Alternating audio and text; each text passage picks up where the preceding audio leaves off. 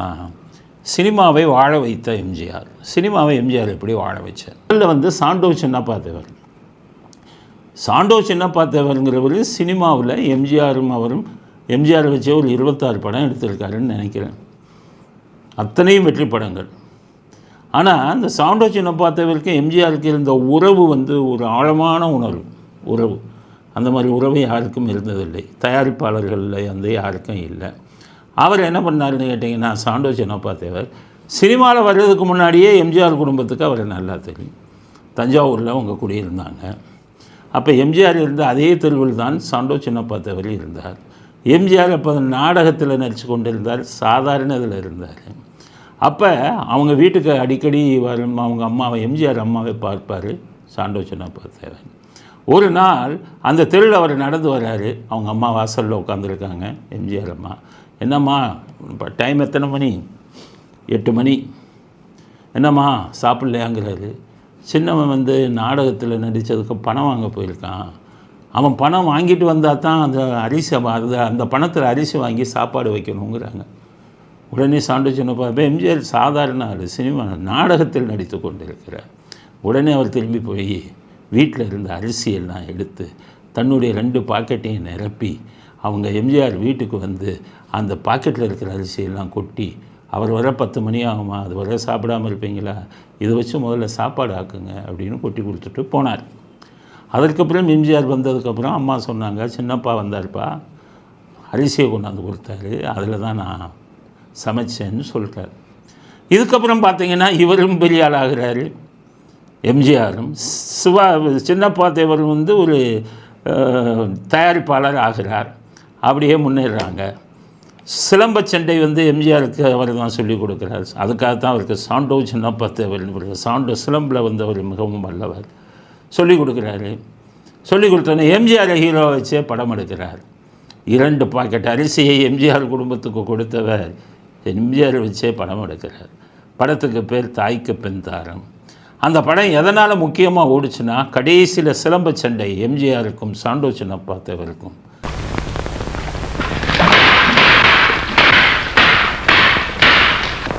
வயக்காட்டில் சேரில் விழுந்து சண்டை. அந்த சண்டை 20 நிமிடத்துக்கு மேல் வரும். இந்த சண்டையை பார்க்குறதுக்காகவே கூட்டம் வந்தது. படம் மிகப்பெரிய வெற்றியை பெற்றது. தாய்க்கு பெண் தாரம் மிகப்பெரிய வெற்றி. அதுக்கப்புறம் வெற்றி அடைஞ்ச உடனே சாண்டோ சின்னப்பா தேவர் இந்த படம் இங்கே வெற்றி அடைஞ்ச உடனே இதை தெலுங்குலேயோ மற்ற மொழிகளில் கேட்டாங்க அந்த கதையை, அதை விட்டு விட்டார். அப்போ எம்ஜிஆருக்கு இந்த செய்தி வந்த உடனே சாண்டோ சின்னப்பா தேவருக்கும் அவருக்கும் மோதல் வருது. எம்ஜிஆர் என்ன கேட்குறாரு, அது உங்கள் கதை, நீங்கள் எடுத்த படம், இருந்தாலும் அதில் நான் ஹீரோவாக நடித்து பிரபலமாக ஓடின படம், அதை மற்ற மாநிலத்துக்கு விற்க போகிறேன்னு சொல்லும்போது என்கிட்ட ஒரு வார்த்தை நீங்கள் சொல்லியிருக்கலாமே, என்கிட்ட சொல்லவே இல்லையே படத்தை, அந்த கதையை விற்றதைன்னு கேட்குறாரு. உடனே சாண்டோ சின்னப்பா தேவர் கோமாக பதில் சொல்கிறார். 2 சைடில் இருந்த வக்கீல் நோட்டீஸ் எல்லாம் அனுப்பிடுறாங்க. 2 பேத்துக்கு மிகப்பெரிய மோதல், நீயா நானா பார்த்து விடுவோம் அப்படின்னு. உடனே எம்ஜிஆர் சாண்டோ சின்னப்பா தேவருக்கு படத்தில் நடிப்பதை நிறுத்திவிட்டார். சாண்டோ சின்னப்பா தேவர், நீ இல்லாவிட்டால் என்ன, நான் வேறு யாரையாச்சும் வச்சு கூட என்னால் எடுக்க முடியும் அப்படின்னு சொல்லி மிருகங்களை வைத்து படம் எடுக்கிறார். யானைப்பாகன் என்ற ஒரு படம்.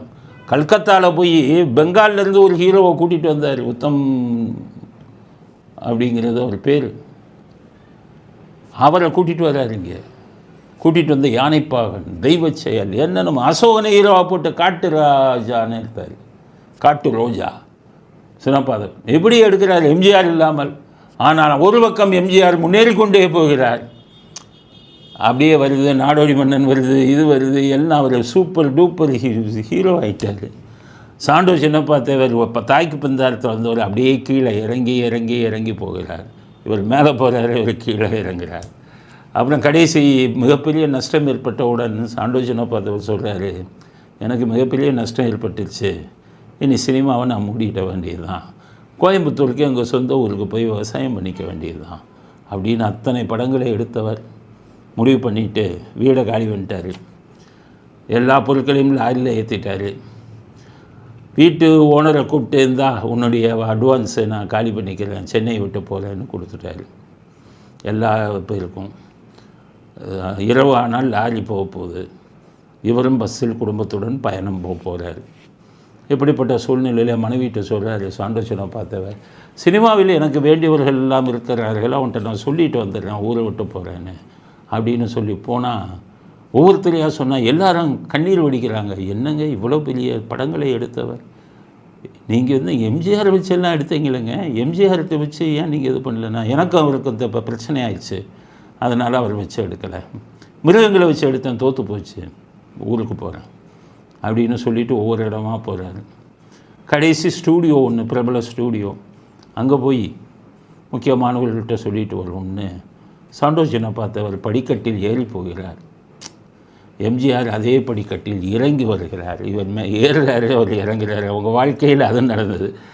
எம்ஜிஆர் அவருடைய நிலையிலிருந்து இறங்கி வந்தார். இவர் மேலே போகக்கூடிய ஒரு இது வந்துருச்சு, சகுனங்கிறது வந்து படிக்கட்டில் மேலே ஏறுகிறார். எம்ஜிஆர் இறங்கி வருகிறார். 2 பேரும் பழைய நண்பர்கள்.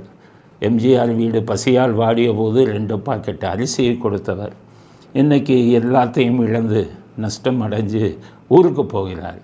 2 பேரும் பேசிக்க மாட்டாங்க. ஆனால் எதிர்க்க வந்தோடனே சாண்டோ சின்னப்பாத்தவருக்கு சரி பழைய நண்பர், அவர்கிட்ட சொல்லாமல் ஏன் போகணும், சொல்லணுன்ட்டு ராமச்சந்திரன் அப்போ கூப்பிட்றது ராமச்சந்திரன், அப்புறம் மாற்றினார் பேரை, அப்புறம் ஆண்டவரேன்னு கூப்பிட ஆரம்பிச்சிட்டாரு.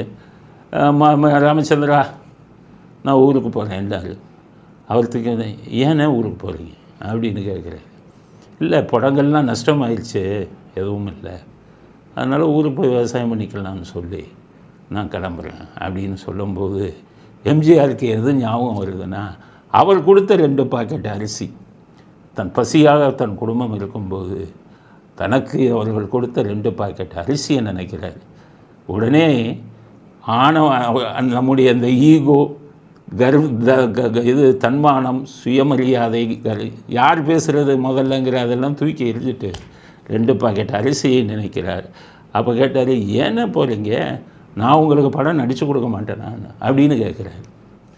அங்கே தான் வாழ வைக்கிறார். செத்து கொண்டிருந்த ஒரு தயாரிப்பாளரை ஈகோவெல்லாம் தூக்கி போட்டு உடனே அவர் கேட்குறாரு, நீங்கள் தான் என் கூட நடிக்க மாட்டேன்னு போயிட்டீங்களே, அதனால தான் நான் மிருகங்கள்லாம் வச்சு லாஸ் ஆகிட்டேன், நீங்கள் நடிச்சிருந்தா நான் ஏன் நான் நஷ்டமாகிறேன்னு.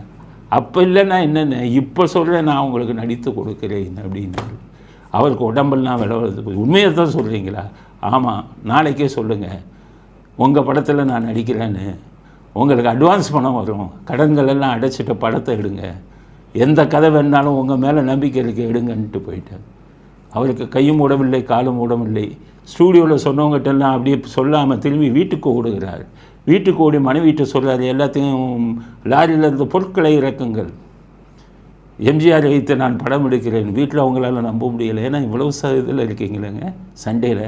அவரே என்ன நேரம் பார்த்து சொல்லிட்டாரு, ஏன்னா ஊருக்கு போகிறீங்க, நான் உங்களுக்கு படம் நடிச்சு கொடுக்க மாட்டேன் அப்படின்னு சொன்னாருன்னு சொன்ன உடனே அப்படியே எல்லோரும் இதாகிறாங்க.